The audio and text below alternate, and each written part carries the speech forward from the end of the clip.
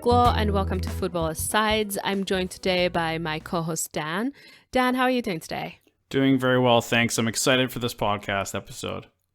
How have you been since we last chatted? How's quarantine up in Canada? Yeah, thanks for asking. It's, I'm sure much like yourselves, there's lots of speculation about opening things back up again, and certainly the weather is nice, so a lot of people are excited for that, social distancing to slowly be opened up again, but we'll see where we go. How about yourself? Yeah, I'm doing quite well, just alternating. I've started asking people how they're doing based on the stages of grief. So today, Yeah, totally, yeah.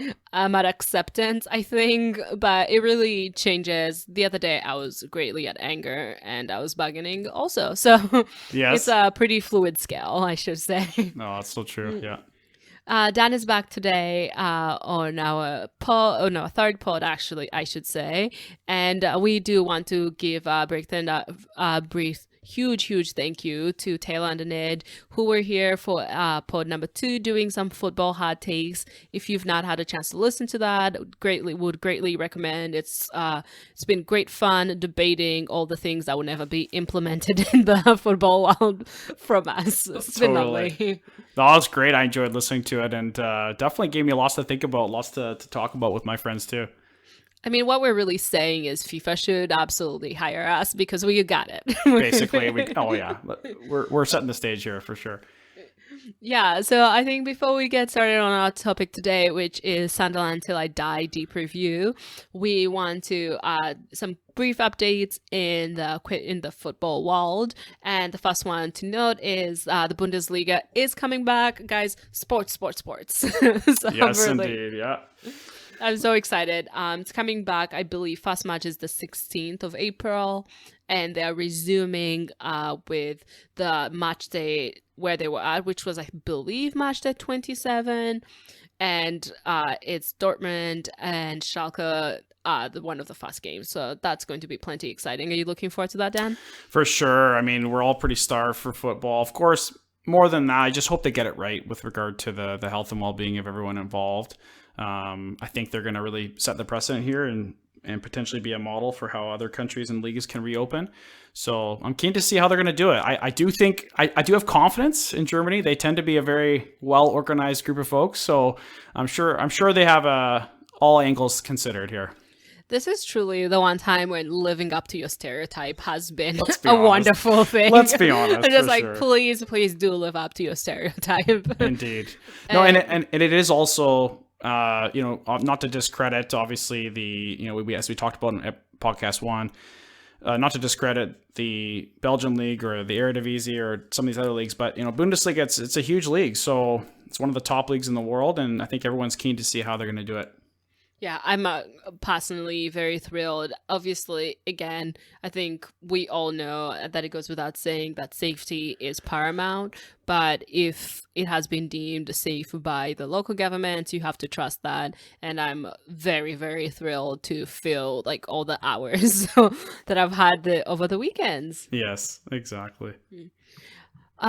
There's also some unique initiatives that I know Dan is particularly partial to or has been more well in tuned with. Yeah. Where are we on that, Dan? Thanks, Glo. I'm so impressed with some of the different ways clubs and social media forums and whatnot have taken these opportunities to still engage their communities. So big shout out to Serie B club Pescara. They put on a little coloring contest for their fans, and they encouraged, kids of the club, fans of the club, to do a little coloring contest and decorate a jersey. And they had such a large response from the community at large that they ended up making a competition, and I think they even voted on one of these kids' jersey designs. And if you haven't seen it, check this out. Just Google Pescara jersey or Pescara kids jersey. And there's a beautiful design by some child who they've decided, Glo, to use it as their alternate kit for next season. That is so exciting. Isn't that neat? And I think we'll put it on our Instagram story as well and Twitter for all of you to have easy access to. But Indeed. That is so exciting. It's so cool. Yeah. having seen the Man U That kid, it's like maybe we should just commission 10-year-olds. Right? Oh my gosh, I completely agree. And it's like some of these third kid, I'm just Oh, my like, goodness. I don't know. Let's give the children a stab at this because It this is, yeah, not and it is impressing me. truly, it's stunning. So we'll put it up there. I mean, Pescara have a great branding already with their dolphin and all that. So yeah, it's going to be neat to see them. I love to see a match with them actually, setting their side out with this kid on. Yeah, that will be so exciting. That is something this kid will remember forever, and it's just makes the community. It makes everyone warm and fuzzy, I should say. Well, at least most people. Yeah. Speaking of leagues beginning glow, we do need to shout out to the Koreans. I mean, they were only a few months ago one of the epicenters of this virus, and they have done a phenomenal job as a country curbing this the growth of the virus and whatnot. And they just started their league. So the K-League has begun as of this week. They've all played one match. And I thought it was fitting, given that there's not many leagues around the world going, that we both pick a team and follow them for the rest of their season. Full disclosure, I was so behind on this assignment that I did not pick a team. So I feel like the way I came into my fandom where it was just assigned to me essentially, I think you should pick our teams. Okay, I do reserve the right to absolutely dump this team if you give me the lowest performing team. No worries. How about I see it? I'll offer you a suggestion for both our teams, and then see what you think. Okay. Okay. Let's see. So I was looking for obviously a connection to the legend himself, Mr. Park. Man United legend. I mean, he played for you guys for what, 5 years or something? 5 seasons? Yeah, about I would say. Yeah, he was obviously an excellent. So I was trying to find where he started his career, and it was a little bit tricky, but I did find a connection to probably my favorite ever Vancouver Whitecap that played for us, a fullback, Young Pyo Lee. And so YP Lee played for FC Seoul. They were called at the time the Anyang LG Cheetahs, but he played in 2002 for the Korean side, of course, with Park. And they finished third at the World Cup, as we all know. Did they finish fourth? I think they finished fourth. They lost to Turkey in the end. But they had a phenomenal World Cup. Gus Hiddink was their coach. And he took both Park and YP Lee to play in the Eredivisie with PSV Eindhoven. So I thought it was fitting to kind of make that connection with Man United, with Park, with the Whitecaps, with YP Lee and whatnot. So I think FC Seoul should be one of our teams. I do want the listeners to know that FC Seoul, as it stands, seems to be at the bottom of the table. They are. 8th place, 0 points. 0 points, -2 goal differential. So thanks, Dan. It's only one game played, though. So the other team that I was thinking of is Doniel Henry, the West Ham and Blackburn Rovers legend. He only played a few matches for those guys. But anyway, he played for the Whitecaps the last 2 years. And he's actually playing now. He's the only Canadian playing in the K-League for Suwon Blue Wings. So they're a little bit worse off than FC Seoul. They're in 9th place with a -1 differential here. So they haven't even scored a goal. But nonetheless, they are the other team I'm going to go for because of Doniel Henry. All right, I suppose I'll take FC Seoul. We can be at the bottom. We can be battling relegation together, which something I'm familiar with. As a Sunderland fan, should be familiar territory. It is, unfortunately. I know. You Man United fans get a little bit nervous when you're in 6th place or so, but yeah, I mean, fair enough. So Dan, as I just mentioned, Dan is a Sunderland fan, and that is predominantly, I started, as all of you have consumed truly more media than I ever thought possible during this time. And one of those has been Sunderland Till I Die. And Dan and I thought him being a Sunderland fan, me being new to the club, really thought we would do a review of the series. And by series, I mean we've consumed season 1 and 2, and we'll be talking about it broadly today. A deep dive into what the series has accomplished, what that's made fans look at the club, and me as truly a neutral, how I've received the series. Exactly. Well, I mean, with that said, as a neutral, but you're still a Man U fan. So a few Man U supporters have joked with me over the years and said, "Oh, you cheer for Man U's B team." I mean, we tend to get your cast-offs, don't we? Darren Gibson, John O'Shea, Wes Brown, Luis Saha. He played for you guys. Now he played for us for 1 year. So we do have a connection, you and I, don't we? Yeah, it's fine. We like to help you guys out. That doesn't sound nice. Oh my gosh, yeah. Yeah, I mean, we might need a little help ourselves right now, but I know, we'll give you back Donald Love. How about that? No. But thank you. You're welcome. Yeah. So, Dad, how long have you been a Sunderland supporter? Yeah, so I came across this team for the very first time in 2005. It's quite random, really, how I ended up a supporter. But, growing up in Canada, I'm sure many people can relate to this. Soccer was hard to come by. Football was hard to come by in terms of media. I really only watched just my local clubs, the clubs that played around me, the older kids at the park playing. So I didn't watch growing up at all. And in 2005... Sunderland got promoted to the English Premier League, and they did a Canada tour as their preseason, warm-up. And it was this big deal. They came to my hometown of Victoria, so it was all over the place. The Premier League is coming to town. I had never heard of this club, but they came, and I was always one of those guys growing up who just didn't want to... I wasn't really a glory hunter. I didn't just choose, Real Madrid or Barca because that's who was good at the time. For me, I didn't really know who to support. So for me, this was my club. They came to my town. I got to watch them. And shout out to a player by the name of John Stead. I know all you English fans out there, you'll probably know who this is. Do you know this guy, Glow? John Stead? I'm sorry. I am not as familiar. Don't worry. So we broke some big transfer record back then. And we signed this guy for, 1.5 million British pounds. He was our big star striker. And he played 45 minutes. And you know what? Just watching his technical skill even at that time. And again, you got to think of my context. I didn't grow up watching it live. I played it. I wasn't really immersed in the culture of football. But watching him, he was obviously a cut above in terms of his technique. And just something as simple as, taking a long ball off the chest down to his on-rushing midfielder through on goal. Something as simple as that. And I was like, wow, this is awesome. This is what the caliber can be in the sport I fell in love with. So 2005, that's where it all began with me, and it's been a roller coaster ever since. Let's put it that way. Yeah, it definitely sounds like it. So you've been a fan for about 15 years, right? That, yeah, exactly. Yeah, that is definitely a long time. I would say I am, about a little bit longer than that as a Man U fan. Okay, yeah.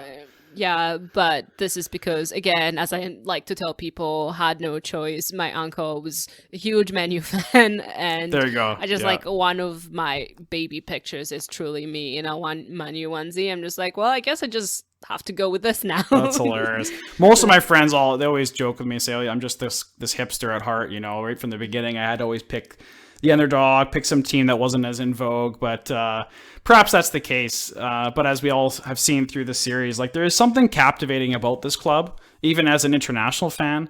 Watching all their promotion and all their relegation escapes and whatnot. There is something captivating despite the mess that we often find ourselves in. Yeah, I mean, they were in vogue at some point. They have 6 top flight titles to their name. So Sunderland were they were in what we've seen back in the 30s. Yeah, back in 1930. That's pretty good. Yeah. They still count, They still count. I just feel like Real Madrid still counts their first European Cup, even though it was way back in the 50s. It's true. It's true. Yeah, I'll take it. We'll take it for sure. Yeah, and then most recently, I know you guys won an FA Cup. I mean, I want to say 1973. Very good. Yeah, 1973 was our last FA Cup win. And for those who obviously watched the series, you'll see that we attended Wembley for a different trophy. But nonetheless, we've been to Wembley a few times, but we don't have a lot of success there. It's been a. Do you feel like that's one of those places that really trips up a club that it's just it is, yeah. I don't know what it is. I mean, obviously, the English fans out there could speak to this better, but since being a fan myself, okay, so I witnessed, Fabio Borini scoring in the first half against Man City. We were up 1-0. This is, I think, 2014. We were in not the FA Cup, the I can't, the name escapes me. I can't recall, but we were up 1-0 and we ended up losing. Yaya Toure had this long bomb from like 35 yards out to win the match, and it's just heartbreaking. But for whatever reason, and again, Sunderland Till I Die, the series shows that we struggle at Wembley. Yeah, and for sure, like I think I got that sense throughout the series, and like all the fans who are being interviewed, it's like, oh, we're going to Wembley, and me like having truly minimal knowledge about Sunderland, I was like, oh yay, you're going to Wembley, and everybody seemed to be like, dreading it a little bit. So I think that's when I got clued in that there was indeed a history, because I went into this with like a blank check, just like minimal knowledge, tried to do absolutely no research, and like enjoy the series as it went. That's a good, and it was that's a good idea. Fair enough. Yeah. How did this series get made? We don't really, I mean, there's the Man City documentary, there's like the Leeds documentary that's going to come out in the future, perhaps, we don't know. But football documentaries, at least across the series, are not very common. How did we arrive here, at least for Leeds? For sure. Yeah, it's a good for question. Sunderland, I should say. Yeah, so obviously I'm across the pond here in Canada, but from what I've been reading, and certainly when it was being advertised as coming out, the company that put this series together, Fulwell 73, two of their founders, from what I understand, are big SAFC supporters. Now, they're a huge company. Like, they've been doing several different media series, documentaries. Many of you might know James Corden. They do the late night show with James Corden. So, like, this is a well-established media company that's putting out series. So I'm sure they're always looking for opportunities. And for what I understand, they approached Sunderland in the past to put out content, but they saw an opportunity, right? So here's this massive club. They've been in the Premier League for 10 years or so, and they get relegated to the Championship. Here's an opportunity to film a club and really highlight what it's like to be relegated and to see a push for promotion again. And as we know, they get relegated a second time. So I'm sure if you're in media and you're producing shows like this, I mean, this probably was they're licking their chops. This was good TV for them. I imagine that was the case. But if they are fans, it was probably heartbreaking as well. I'm sure, yeah. One of the things that truly struck me, like that was captivating from the show initially, was the music. I do have this habit. The best thing I maintain that Netflix has added to their platform is skip intro. It's like by far the best feature. But this one, I actually never skipped the intro one time, because I was like, oh, I do like this music. It's like, I want to know what it's all about. And again, from what I do know about the Northeast, where Sunderland is based, it seemed like to capture the spirit of the area. Would you say like that's about accurate? It is, yeah. So from friends of mine, obviously, who are from England, from talking to supporters, both online and in person, they're certainly, they have a proud shipbuilding heritage. And the artist, Martin Longstaff, who his musician name is the Lake Poets. It's a local artist at Sunderland there. And it's really a hearkening and a tribute back to the shipbuilding heritage, and also to his late grandfather, who may have worked in that industry. I'm not exactly sure, but that's the symbolism behind that song. Excellent. Yeah. The other thing that I also really noticed the song was beautiful. I've now added it to my playlist. Oh, that's awesome. So that was delightful. But I also noticed, I think maybe for the first time, a female mascot, Delilah, who's the Sunderland mascot. Am I correct? I mean, if there is one, it's probably gone over my head. Have you noticed any other female mascots, or at least female named mascots, I would say? I thought this was really interesting. I didn't actually know the names of those two mascots. So they're Samson and Delilah, the two black cats at Sunderland. That's a story from the Bible, right? It is, I guess so, yeah. So the reference to Samson and Delilah in the story, in the biblical story, but I couldn't figure out, and I need to ask some locals. And you know what? If you're listening and you're from Sunderland, or you're an SAFC fan, you know the answer to this. Please send us a message on Instagram. Send us a tweet. Let us know what's the significance of Samson and Delilah. Obviously, so the Black Cats nickname, those two mascots are Black Cats, comes from their previous ground that they played at, called Roker Park. And from what I understand, back in the days of old, like in the 30s, there was this black cat that was always seen around the ground and had made its home there at the stadium.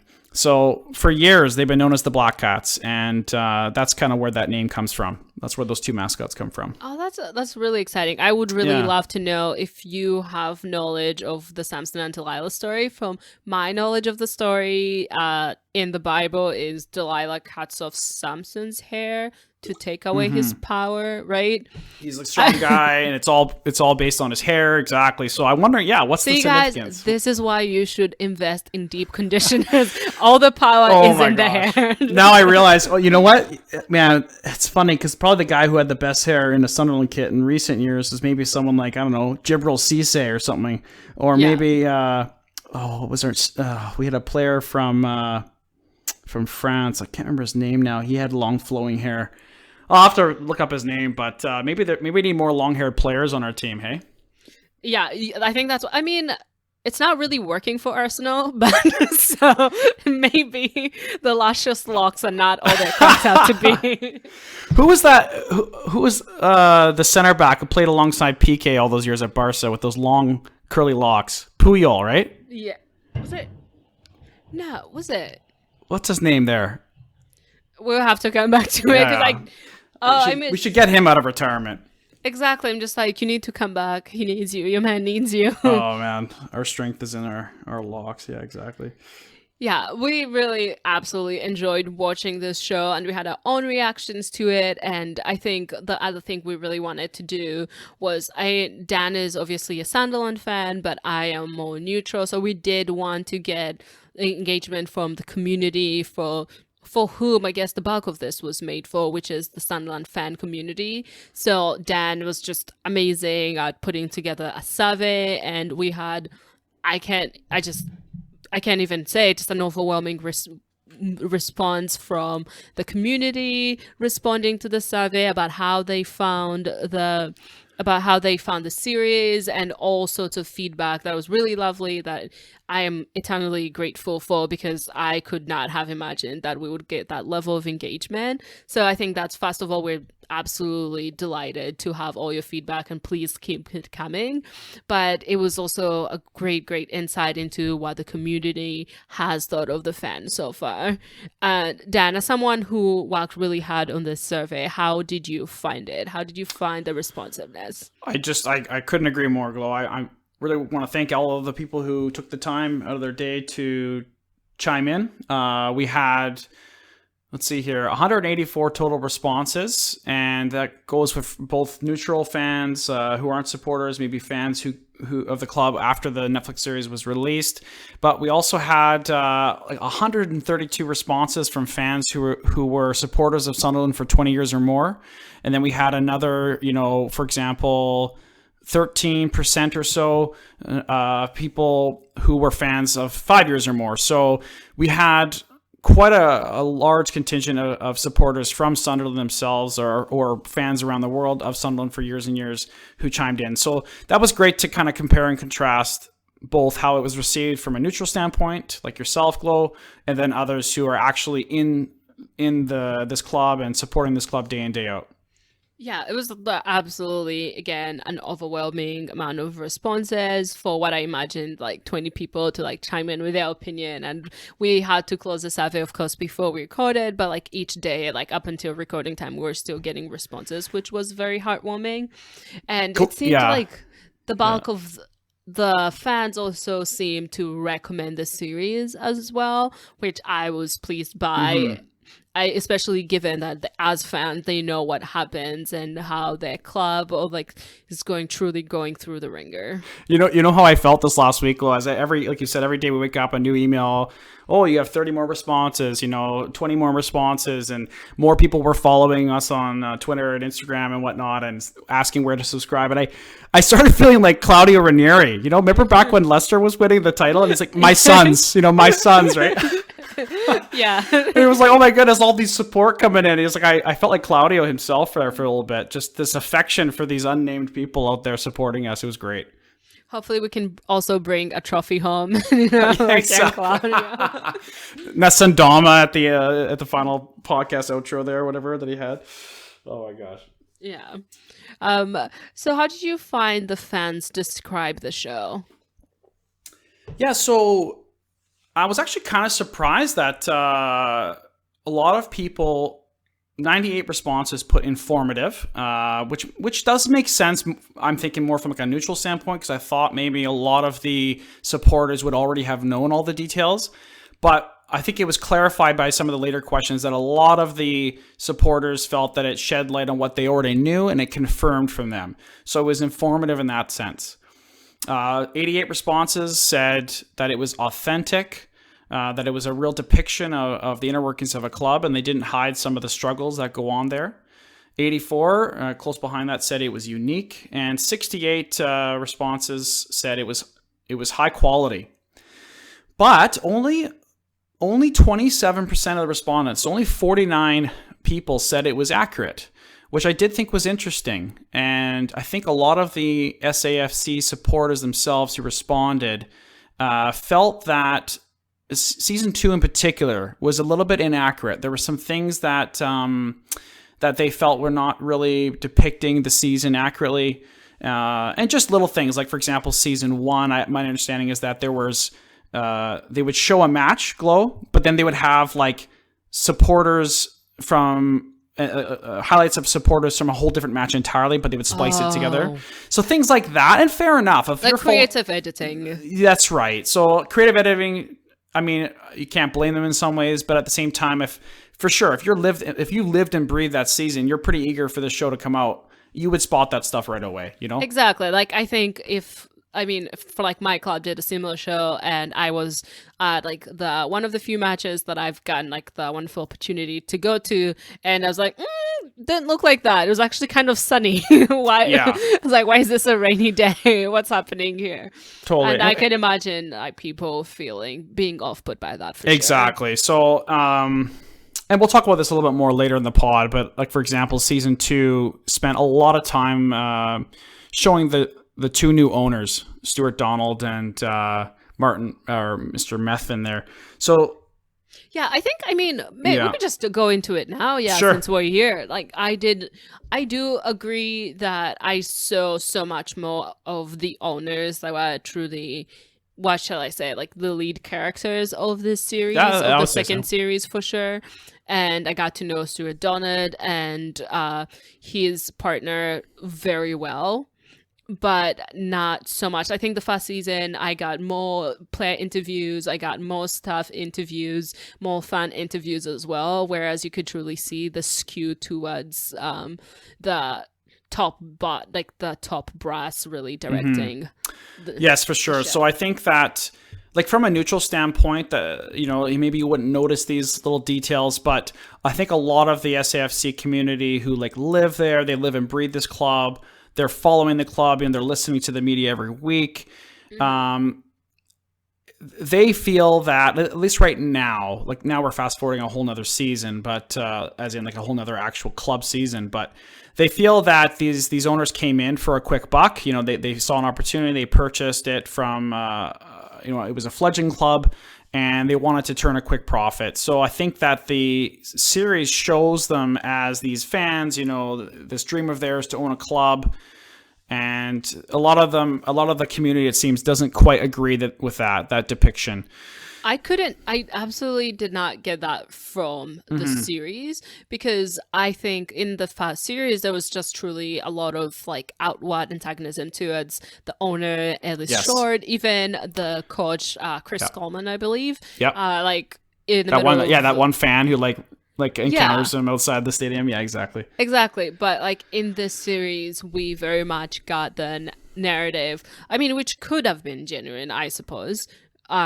But from the leadership, that was just like a lot more radio interviews. And it really did seem, I did believe that Stuart Donald absolutely has always wanted to own a club, even when he's talking to his wife, who's trying to make the case that he can still love this club and still do all this without owning it. And his only defense is like, the kids love it. Yeah, no, exactly, right? But the kids love it, but it's all worth it. I know, right? It's just like tension in the room. I know, that was so funny. Like, I guess I do need to defer to perhaps the majority. You know, these supporters here, they've seen numerous, you know, owners, managers, and whatnot come through. But like, I was pretty engaged last year when they first came in terms of listening to their weekly podcasts from, you know, Roker Report, Wise Men Say. These are some local media and supporter groups that put out a lot of great content, and they're even featured on one of the episodes there, where Stuart Donald and Methvin are there having an interview. And I would say that was my experience too, Glow. I found them to be very candid. I found them to be really open, really engaged with the supporters, and it was really refreshing. They have since come out and said they were maybe too honest, too open with the supporters, because they feel like some of it's backfired. You know, as the darker days came, the support kind of turned against them. Maybe some other words were used against them, that sort of thing. So I still haven't figured out my take on it, as much as I'm sure it's probably a bit of both. You know, I'm sure they wanted a quick profit. You know, after they expected to get promoted, right? They expected to get promoted probably 2 seasons max. So fair enough. I mean, it's probably is the case that both of these statements are true to an extent. You know, there is there's multiple sides to every story, and it's probably the case that both the owners could have been decently genuine, but also there is the opportunity of a quick buck, and they are also businessmen in addition to being footballing fans. Yeah. What I did quite enjoy that I really wanted to mention really quickly is the head of ticket sales. Maybe not the head of ticket sales. I absolutely blank on her name, so I'm truly sorry. No worries. She's describing Charlie during the time when they're trying to push to break the record of League One attendance at a match and the ticket sales. And she's describing Charlie's management, and you can see her trying not to say she does not like it at all. She was holding it together. Yeah, exactly. And she's like, Charlie's management is Charlie. Yeah. So that was one of the other inaccuracies that I heard from supporters. I didn't know this at the time, Glow, but I guess that was true. Like, they were really marketing it and branding it. Hey, let's beat this record. Let's make the most ever fans, for this particular, the record for most attendance. What they didn't show, though, or didn't highlight, was that other fans were buying tickets for other fans who didn't have the money to go, long-term supporters who didn't have the financial means to buy a ticket. So there was a lot of that. They felt that it was just the Charlie show. They felt that it was all Charlie, breaking this record. And that's kind of how the series depicted it. But it was really both, right? It was initiative perhaps by the club, but the supporters themselves showed up in numbers and helped each other get there. I thought that would have been I don't understand, even from like a branding perspective. If you're being cynical, that would be wonderful, because it's the whole this club is being raised by the village sort of idea. And that makes me sad. But actually, it does make me happy to know that now, because you're right. I did grow a little bit tired of the Charlie show. I think a lot of supporters have. Yeah, exactly. Although, again, it was refreshing to me, hearing owners on these podcasts, answering the questions candidly, and him being quite forthright about the mismanagement prior to them coming in. I mean, you saw there, what was that machine, that cryo chamber or whatever the heck that thing was called? It's the future, Dad. It's the future. We all need a cryo. Have you seen the season finale of Westworld? We all need a cryo chamber. Westworld. Oh, that's hilarious. But yeah, what did he say? The only people using it was Martin Bain from time to time?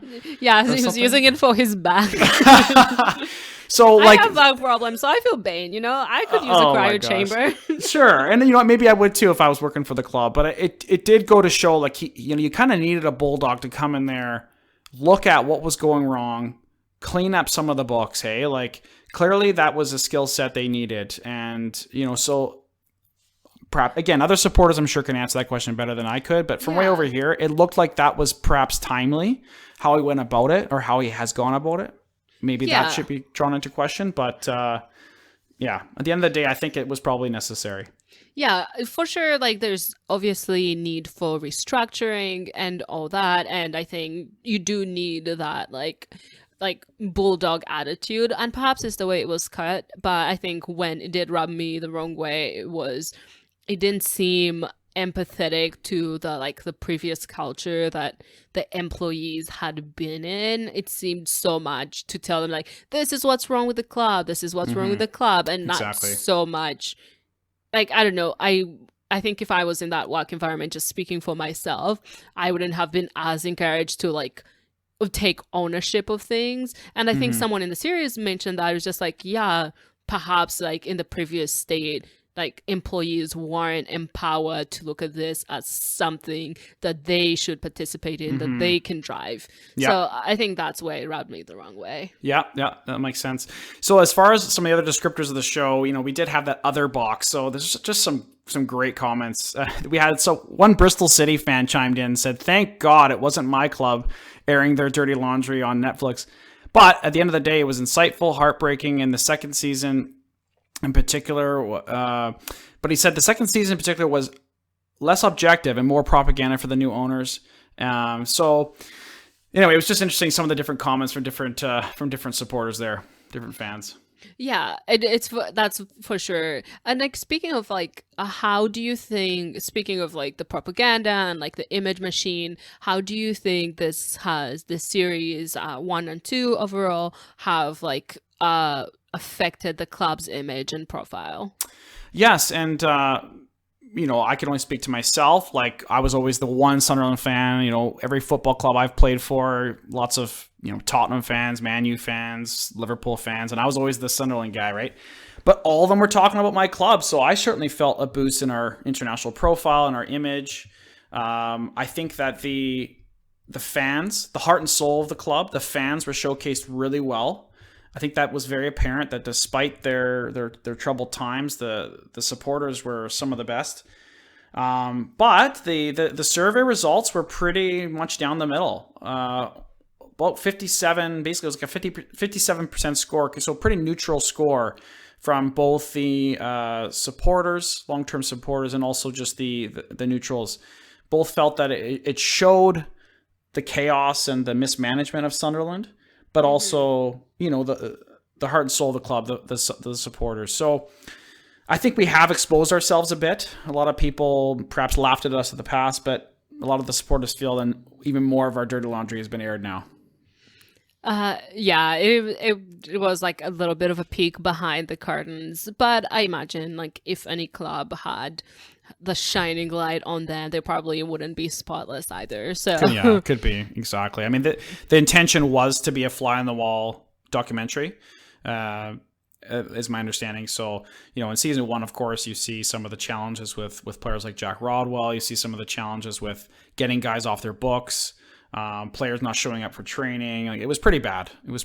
So a lot of management issues that we had to deal with. I definitely saw that. And you also noticed that, I think, as one of the criticisms we noted from fans and probably yourself as well, was that there was less player presence in terms of interviews throughout the show. You noticed that? For sure. I think I'm sure you did too. Like, in season 1, it was great. There was a lot of individual interviews with, for example, Johnny Williams is pretty candid in season 1, and season 2, absolutely adore him. Oh, he's great. And it hurt me so much to see him come on for the other club. I think it was Charlton. Yeah, he comes on right in season 2, so against us. But anyway, in season 2, it's really only Luke O'Nien that talks. We don't get much from the other players, but I think that from what I was reading, I read an article, a lot of the players, after watching season 1 and obviously the failure of getting double relegation, they didn't want to have their own careers tainted by any potential lack of success, so they didn't want to be attached to that. So perhaps in season 2, less players were willing to be interviewed. I'm not sure. Yeah, I think that's definitely the case. But we did see some other like really positive notes. We did see that like 80,000, like 21 people fans attended the Checkatrade final versus Portsmouth, which was like really cool, given that it was like the highest second attended match in Europe that weekend. Yeah, it's incredible. Yeah. Yeah, and which is like 50,000 fans who travel. That's impressive. Yeah, like it's amazing to. I mean, and I think that credit needs to also be given to Portsmouth. I mean, they showed up in numbers too, 40,000 or something like that. But this is essentially a League One match, Glow, and you got 80,000 people showing up for this match, beaten out only by a team that happens to have a stadium that's just massive, right? Barcelona Stadium is, what is it, 100,000 people or something? So, it's pretty cool that the only match in all of Europe that weekend was Barca in terms of attendance. So yeah, it just further shows, how well supported Sunderland is. They show up in numbers, and for that note, Portsmouth too. I mean, they share a lot in common in that sense about two massive clubs that are further down the table than they probably should be. Yeah. Again, we really want to thank you all who responded to the survey. It was really insightful, like so many more things that we could have come up on our own. And with that, we'll take a quick break and we'll come back with some more Sunderland Till I Die chat.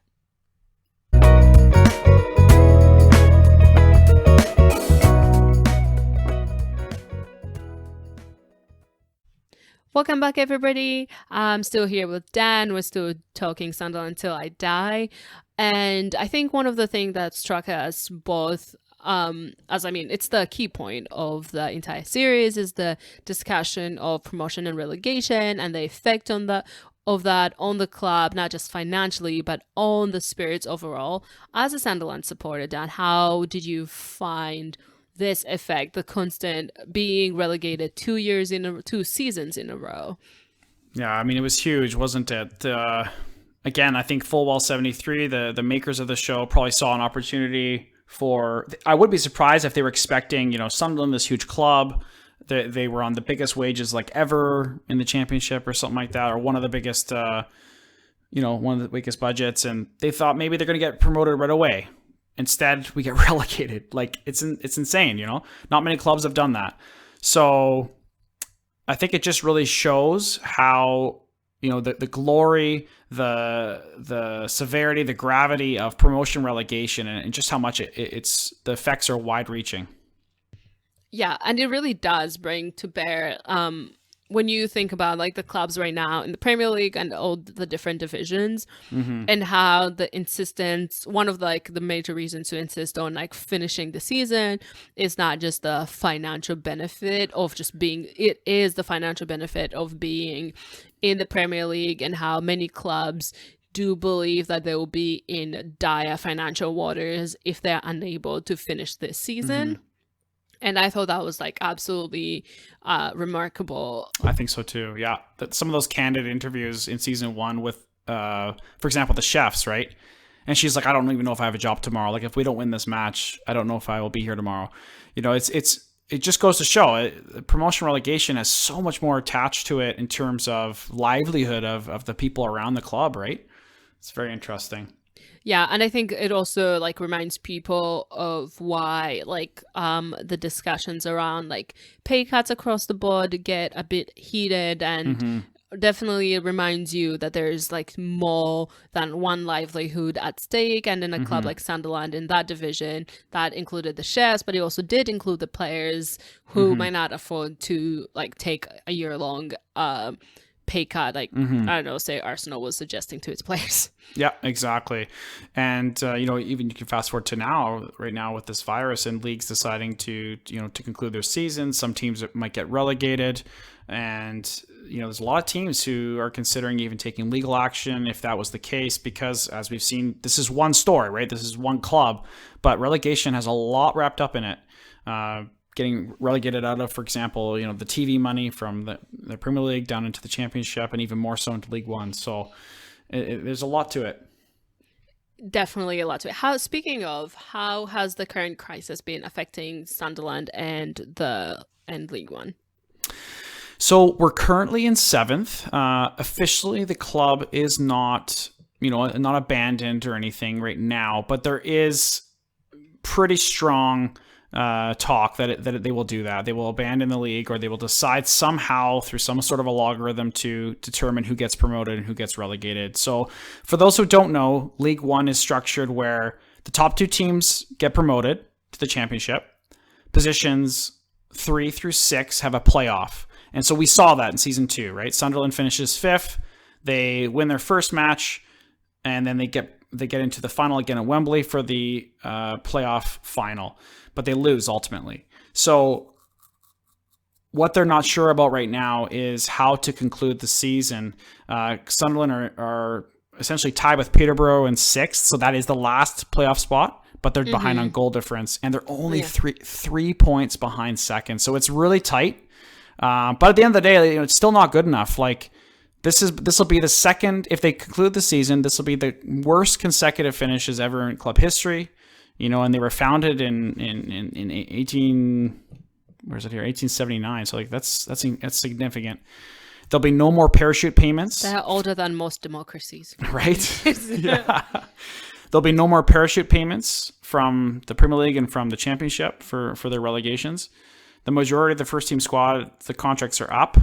And it's just a lot of talk about their current financial troubles. There's like 25 million British pounds unaccounted for, and there's a lot of criticism right now with the owners. So what do you mean unaccounted for? Like, it's missing? Just like, I'm sorry. Like, I just have not had the pleasure of like just like missing 25 million pounds no like, on a Wednesday. Right? I mean, I'm choked if I lose my loonie or my toonie. That's Canadian currency for those who don't know, but. 25 million. Apparently there's some contract, some agreement was made when they purchased the club based on some sort of, $25 million that now is missing, or I don't know. So there's a lot of, it sounds like there's some clandestine chats going around and trying to hide it, or who knows what's going on. So there's a lot of concern amongst the Sunderland faithful, and calls for the owners to get out. Yeah, that sounds like a bit of a mess. Yeah.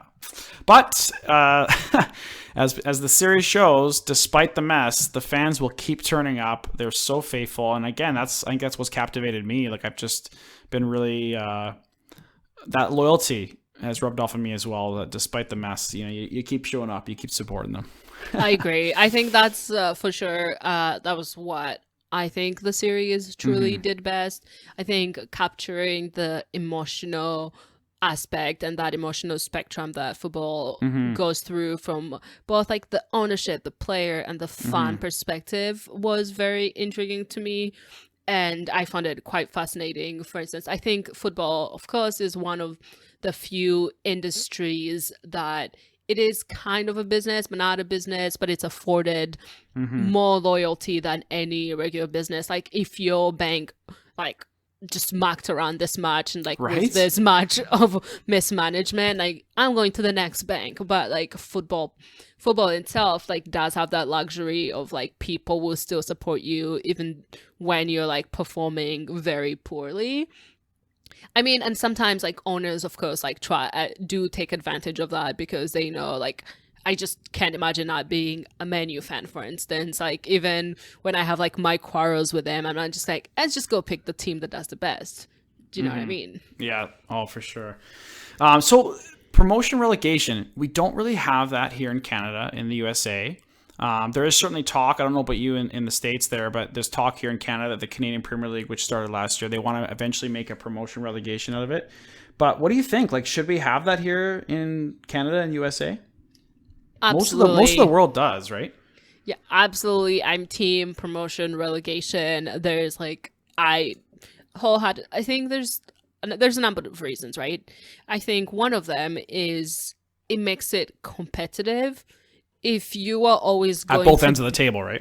Yeah, if you're always going to be in this league and only so little changes, like if you drop out of the Premier League, if that means $100 million, you're going to work for it. You're going to want to stay in that particular league. And for the teams down below, I think it gives them something to work towards.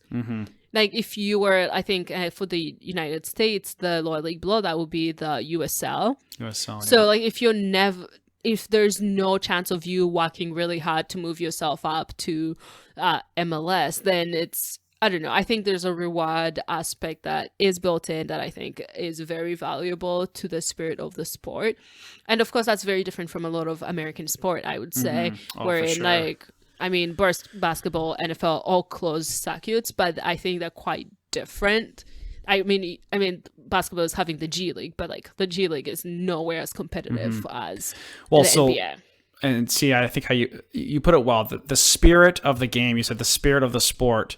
So one of the things that, like, okay, so the most popular sport in Canada, of course, is hockey. And one thing you see at the end of the season is, no one says it, but you start seeing teams almost deliberately losing because the worse they finish, they get a higher draft pick for the following season. Oh my God, which is just so backwards, right? Like, so if we actually lose, we will get, you know, the future star player of next season. Like, it's just ridiculous. Is the Philly Sixers right? trust the process, which actually did work. Trust the process. Oh my gosh. You do.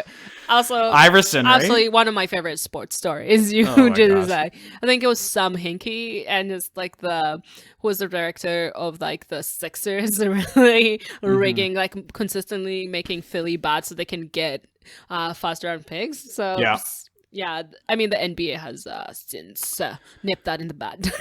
Like, obviously, as you know, you and I both are pretty global football fans, so following football around the world in general, most countries have promotion relegation systems.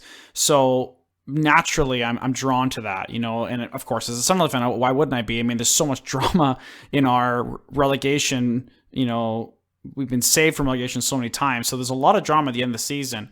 There are pros and cons. I should say there are pros to the certainty that your team will still be in the league next year despite a terrible year. I mean, the MLS is very unique in the sense of, you know, you live and die by these 3 designated players. If you got it wrong this year or they were injured, maybe next year you'll find those diamonds in the rough from, you know, Paraguay or Argentina or someplace. And you'll get these guys come in and you'll have an amazing year. So there's some comfort in that, if you want to call it, or some knowledge, you know, knowing that, hey, maybe next year we'll be back at the top. However, I still think promotion relegation, like you said, it keeps it honest. It keeps teams fighting for the top, right? And you can't be complacent in a promotion relegation system, whereas you kind of can in a business model where, hey, we were terrible this year, but we're still in it next year. So whatever, we'll just write off this year and try again. Yeah, it definitely, like, once the top has been decided, like the bottom, there's still something to fight for. I think, like, even though, you know, somebody's already won the league, there's still some entertainment and something to fight for at the bottom. So, like, I think it keeps it interesting on both ends. The same way I wouldn't want to have just one completely dominant team all across. I do enjoy that value of, like, anyone, if you absolutely, like, botch it, you are in danger. Like, no one is untouchable. Yep. The other thing I did quite enjoy was absolutely the emotional roller coaster, again brought about by promotion and relegation. Truly the emotional roller coaster that the series did manage to capture quite well. And I think, like, one of the most telling episodes was, like, in the first season, I want to say it's episode 6, Johnny Evans in therapy and just, like, discussing how, I don't know, I think I have always known that obviously this is an emotionally taxing job, but being able to see someone who does that job articulate how being injured and being on the sidelines and being unable to do their job, something that gives them a lot of joy, has affected them, and how every, like, visit to the physio is just like, oh, what is my future going to look like? And it's just, and especially if you think about foreign players, right, or like young players who are just, like, in a foreign land with, like, not necessarily with family, and then you get injured and you just, like, all about by yourself. I don't know, it seemed really lonely to me. I agree. If Johnny Evans, if you happen to be listening to this on the slim chance, you know, we just want to say thank you, you know, for being so candid and open and honest there and vulnerable with the international, you know, football community.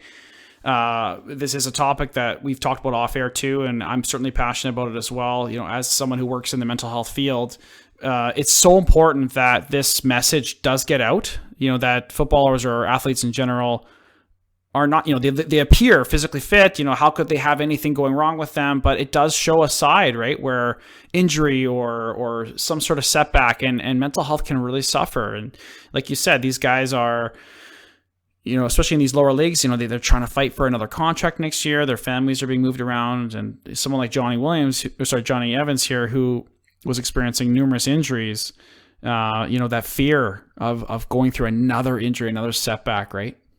Yeah, exactly. Yeah, for sure. Like it was very sad to me. And of course, you also see that like a different side of that, or from the fan perspective, which you see like fans go to like games in and day out, and like spending all their hard-earned wages on this football club, only to be disappointed, and that also takes a psychological toll. I don't know. It was it was very sad.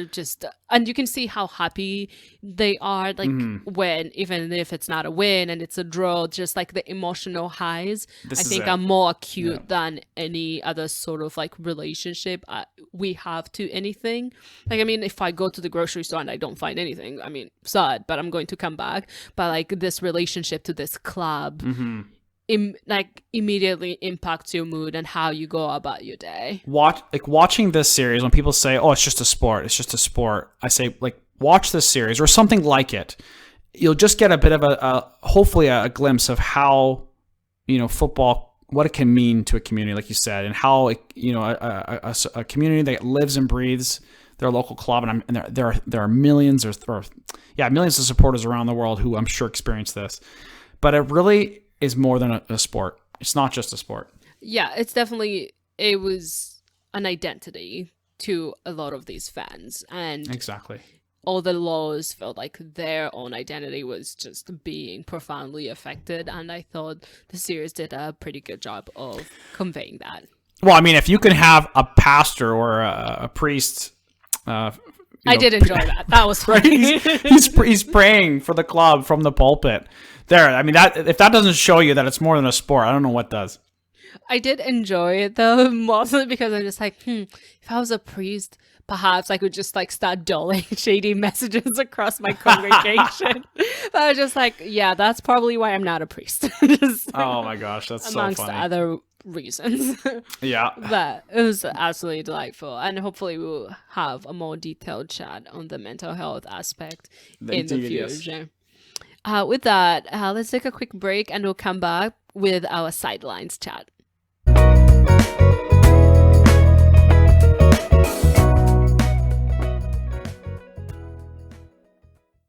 Welcome back to Football Asides. I'm still here with Dan, and this is our Sideline Asides, the segment on the show where we take a deep dive into nonsense questions, so to speak. And today we do today? Yeah, today we have 2 questions on deck, and the first question is, what is your favorite football-related programming? Media, books, podcasts, radio show, television, just anything with today's topic. Well, I know when we met, Chloe, I mean, we were discussing, the podcasts that we like to listen to and whatnot, and the programs, and what kind of, to get a bit of a bearing on the theme that we wanted for our own. And you've mentioned a few podcasts that you like to listen to, right? Correct, yeah. Tell me which is your favorite. So my favorite podcast that I would absolutely recommend to everyone, it's called The Offensive. And it is, how to describe it?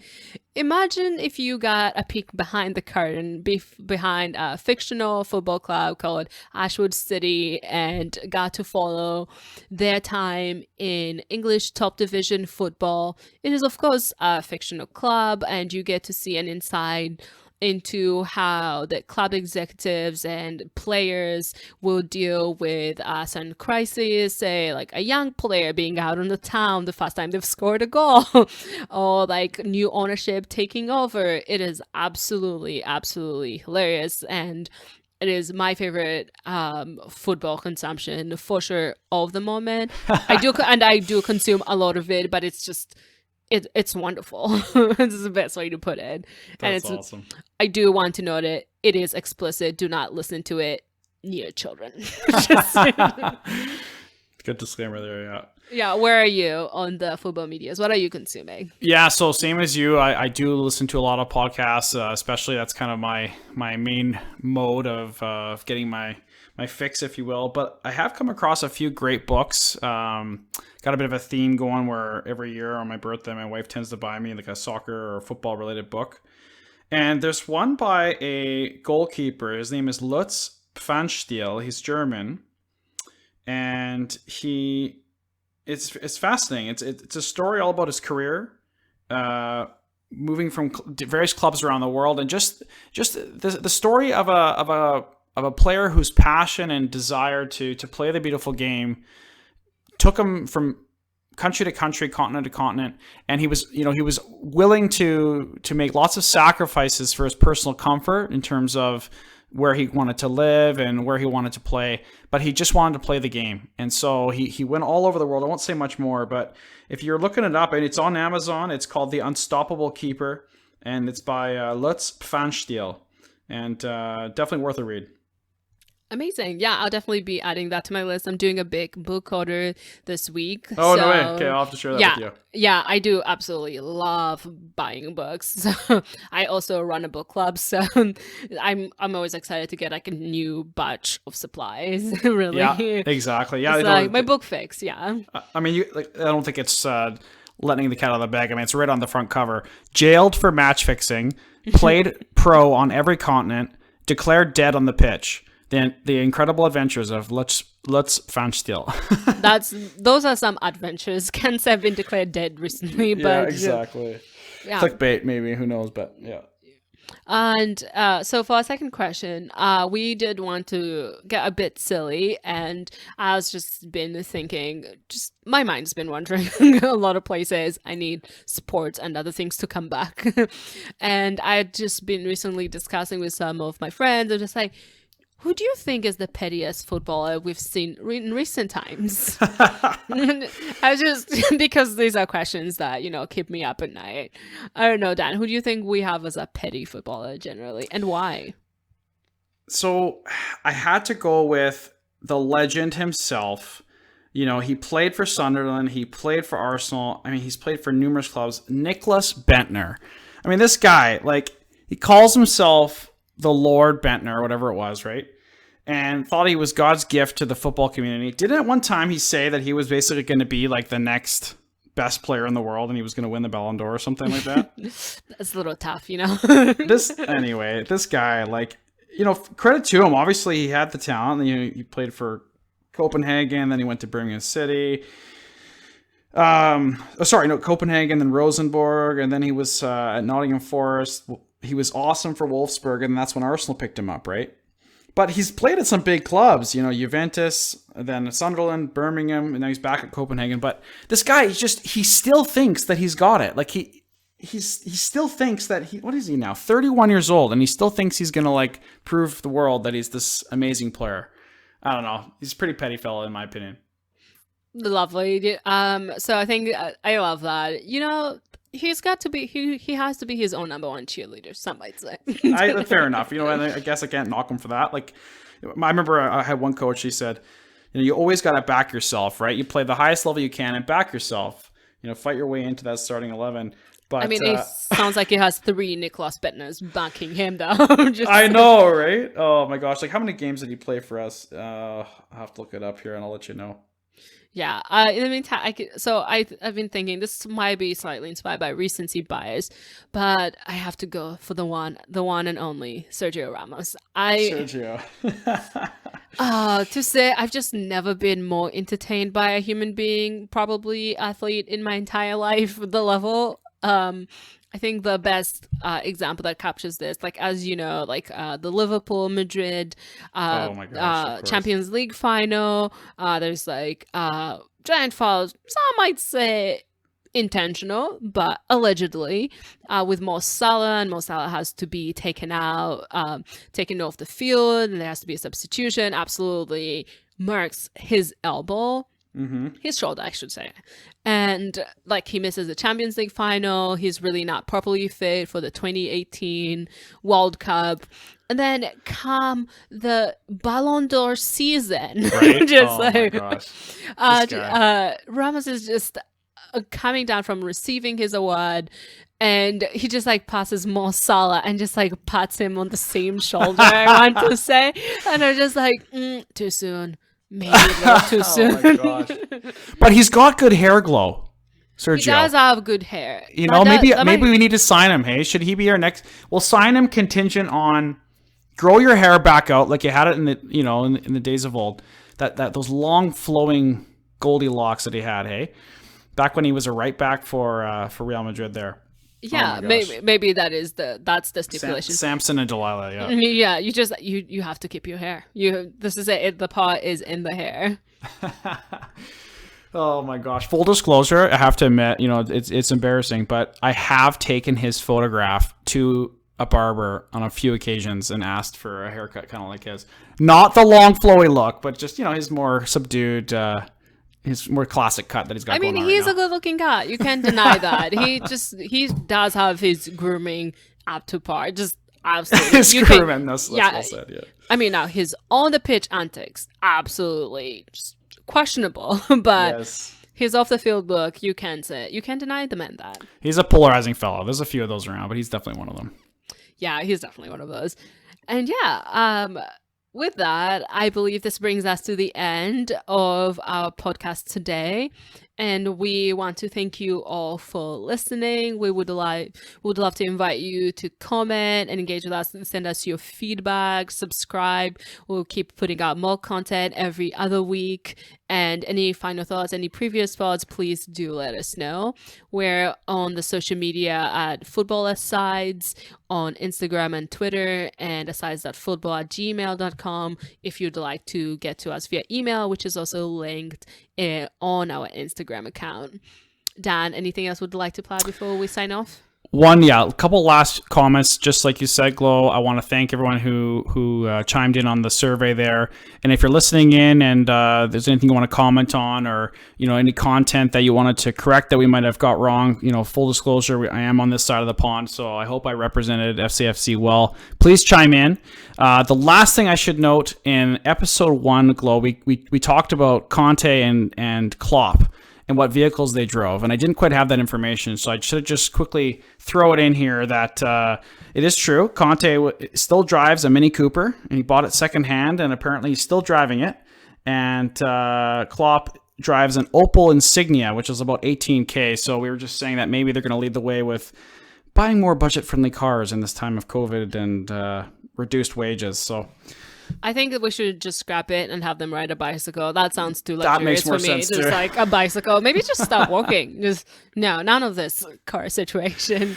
But in truth, we thank you everyone for listening, and stay safe out there. Please hit us up on Instagram and Twitter and whatnot, and share this with your friends and family.